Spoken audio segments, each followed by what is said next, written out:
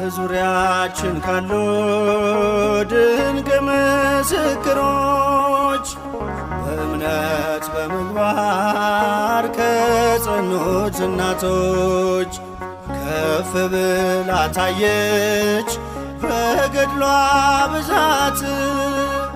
ንድ ክብርት ነች አርሴማ ቅድስት፣ ንድ ክብርት ነች አርሴማ ቅድስት።